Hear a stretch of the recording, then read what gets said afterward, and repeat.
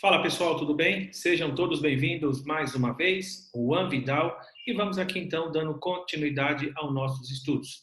Em relação à nossa aula de hoje, iremos falar sobre aneurisma de artéria poplítea, a artéria dos membros inferiores que passa por trás do joelho.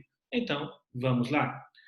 Em relação a esse nosso estudo, ele será baseado em imagens por tomografia computadorizada com administração do meio de contraste em uma bomba injetora chamada de angiotomografia.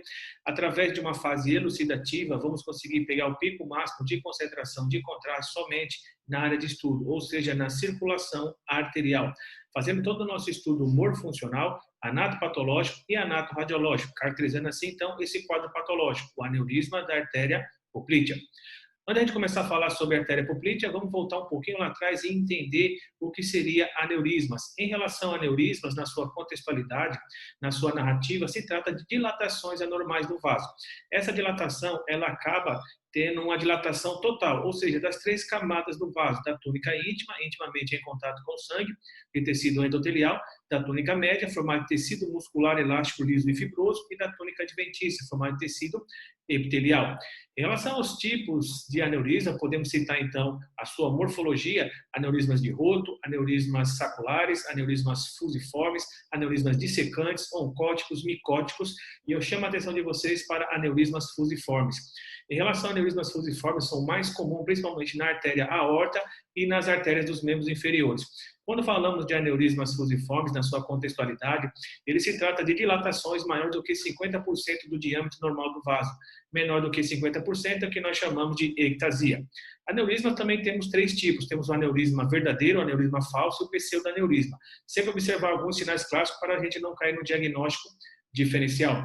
Em relação a fatores de risco e também em relação às suas principais causas, eu chamo a atenção de vocês para pessoas tabagistas, pessoas que predispõem à genética, são pessoas com ateromatose ou aterosclerose, doenças do tecido conjuntivo, como síndrome de Marfan, síndrome de Ehlers-Danlos tipo 4, neurofibromatose tipo 1, doença policística autossômica dominante renais. Então é muito importante sempre fazer uma avaliação e entender todo o histórico, entender toda a clínica deste paciente. Em relação a aneurismas da artéria poplítea, é interessante a gente entender que esse aneurisma, na grande maioria das vezes, em 50, até 50% dos casos, eles estão associados a aneurisma da artéria aorta. Então é fundamental, quando a gente faz um planejamento, quando a gente faz um protocolo dos membros inferiores na avaliação sugestiva de aneurisma, você subir até um pouco acima das artérias renais. É fundamental. Isso porque, na grande maioria das vezes, 80 a 90% dos casos, os aneurismas da artéria aorta, eles são infrarrenais, acontece em idosos e também através de ateromatose, aterosclerose. Então, através das artérias renais, são um marco muito anatômico, você vai entender se esse aneurisma da artéria abdominal descendente, da artéria aorta abdominal descendente, ela é infrarrenal, suprarrenal, pararrenal ou justa-renal. Então, é fundamental, sempre quando fazer uma avaliação em relação a aneurisma por angiotomografia, subir um pouco acima ali das artérias aortas, quando a indicação é de aneurisma das artérias dos membros inferiores. Em relação aqui, a continuação em relação a esses aneurismas, a gente tem que entender o seguinte: podemos ter dois tipos em relação a esses aneurismas da artéria poplítea. Nós temos aneurismas verdadeiros, são aqueles aneurismas degenerativos, e temos os aneurismas falsos. Esses aneurismas falsos, ou pseudoaneurismas, eles podem ocorrer através de traumas, através de infecções e através de intervenção.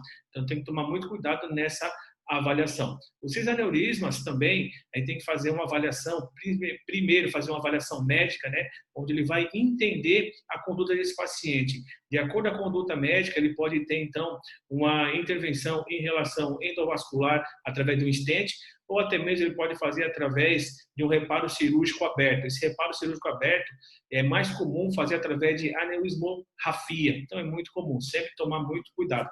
Temos também alguns diagnósticos diferenciais que tem que tomar muito cuidado em relação a aneurismas na região da artéria poplítea. Em relação à artéria poplítea, como eu falei para vocês, você pode ter o aneurisma verdadeiro e o aneurisma falso, até tipo de abscesso, e tomar cuidado também com massas císticas nessa região, como, por exemplo, massa cística da poplítea, chamada também de cisto de Becker. Até mesmo outros tipos de massas pulsáteis, como, por exemplo, a massa sinovial, ou seja, o sarcoma sinovial. Sempre tomar cuidado para não cair no diagnóstico diferencial em relação a aneurisma da artéria poplítea. Em relação a esses aneurismas, vamos fazer uma avaliação agora em relação aos aspectos das imagens. Temos aqui, então, o membro inferior direito, o membro inferior esquerdo, imagens por tomografia computadorizada, ainda sem administração do meio de contraste, a gente já consegue fazer uma avaliação, sempre fazendo aquele velho exercício, comparando o lado esquerdo com o lado direito, ou o lado direito com o lado esquerdo, você vê então a artéria poplítea do seu tamanho normal, isodensa. Nesse caso, você vê uma dilatação aneurismática aqui, desse paciente, já começa a pensar então em um grande aneurisma. O primeiro exame de escolha, na grande maioria das vezes, é a ultrassom. Na ultrassom, você já consegue caracterizar que se trata então de um aneurisma, então se pede a angiotomografia para fazer uma avaliação mais minuciosa e também compreender os vasos adjacentes e os vasos após esse aneurisma. Então, é fundamental. Nesse caso, a gente já tem uma noção muito grande em relação ao aneurisma, essa formação aneurismática, essa dilatação anormal do vaso. Fizemos a angiotomografia. Através da angiotomografia, você vê aqui ó, que o membro do lado direito está com pico máximo de concentração de contraste, pintadinho de branco, isso quer dizer que o sangue está passando normalmente. Nesse outro caso aqui, seria o caso do aneurisma, a formação aneurismática da artéria poplítea, você pode observar então que ele está todo trombosado, você não tem captação do meio de contraste por permeio. Ou seja, o contraste não passa aqui, então quer dizer que não tem fluxo este paciente. Fazendo as reconstruções, principalmente a redução coronal, a gente consegue observar então do lado direito o membro, o fluxo normal, o sangue pintadinho de branco através da administração do meio de contraste momentaneamente, através de uma fase elucidativa, e nesse outro lado aqui a gente consegue observar então a formação aneurismática, onde não passa o meio de contraste, consequentemente não passa o contraste. Então a gente já começa a caracterizar que se trata então de aneurisma de artéria poplítea trombosado. Você vê então que não há fluxo em relação no membro inferior do lado esquerdo, abaixo do joelho. O que está mantendo esse membro ainda seria as artérias colaterais. Então, é fundamental sempre fazer essa avaliação. Em relação ao paciente, na grande maioria das vezes, ele vai abrir a clínica com dores na região da perna, na região do pé, diminuição da temperatura, ele vai ter diminuição da sua sensibilidade, vai começar a ficar cianose, então tem que tratar rapidamente, porque pode entrar em necrose e esse paciente pode perder o membro.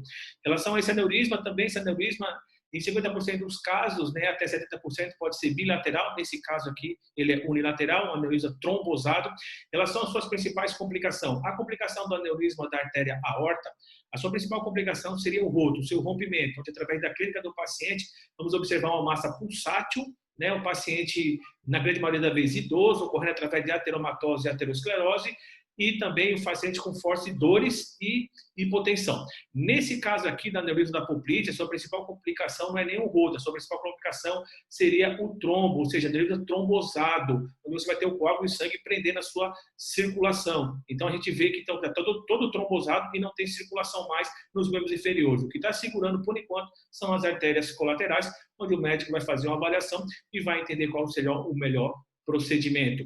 Temos outro caso aqui bem interessante, umas reconstruções em 3D, onde publicamos esse trabalho até na JPR também, onde temos aqui aneurismas bilaterais das artérias poplíteas, como eu falei para vocês, de 50% a 70% dos casos eles podem ser bilaterais. Nesse caso, as reconstruções são fundamentais, as reconstruções são preponderantemente muito importantes. Conseguimos caracterizar os aneurismas, onde a gente vê aqui a dilatação anormal dos vasos, mais do que 50% do seu diâmetro normal, caracterizando assim, então, a aneurisma fusiforme da artéria poplítea bilateral. As reconstruções em 3D, temos reconstruções em MIP, e a gente consegue cravar, se trata, então, de aneurisma bilateral. O importante é a gente compreender o nosso protocolo de uma angiotomografia, principalmente quando fala de aneurismas dos membros inferiores, você tem que entender, então, as suas classificações. Se é um aneurisma verdadeiro ou um aneurisma falso. E entender também o seu diagrama diferencial, se é uma massa cística, e entender também, de acordo com a clínica desse paciente, que o médico já fez, e nós também fizemos essa clínica, o nosso protocolo é subir um pouco acima, o nosso campo, acima das artérias renais. Isso porque, como eu falei para vocês, mais de 50% dos casos em relação ao aneurisma das artérias dos membros inferiores, principalmente da artéria poplítea, ele vem acompanhado com síndrome da artéria aorta. Essa síndrome da artéria aorta é caracterizada como aneurisma. Então, sempre faz uma avaliação em cima e embaixo.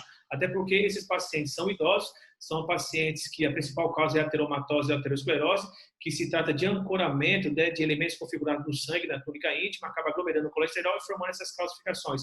Essas calcificações, ao longo do tempo, principalmente em pessoas mais idosas, elas repercutem para dilatações anormais do vaso, mais do que 50%, caracterizando assim, então, aneurisma. Então, uma avaliação completa em relação pelo menos acima das artérias renais, para fazer uma avaliação, porque as artérias renais, elas são um marco muito anatômico em relação a aneurismas da aorta descendente, e você desce até embaixo, sempre fazendo a fase arterial, fase venosa, fazendo a bota, assim você não vai deixar passar nenhuma estrutura, você vai conseguir fazer todo o seu estudo, cravar do que se trata a lesão, e, principalmente, o médico terá o melhor prodiagnóstico, o médico terá uma melhor conduta em relação ao exame que você já realizou. Então, seria isso. Muito obrigado pela presença de todos e até a próxima aula. Tamo junto, é nóis.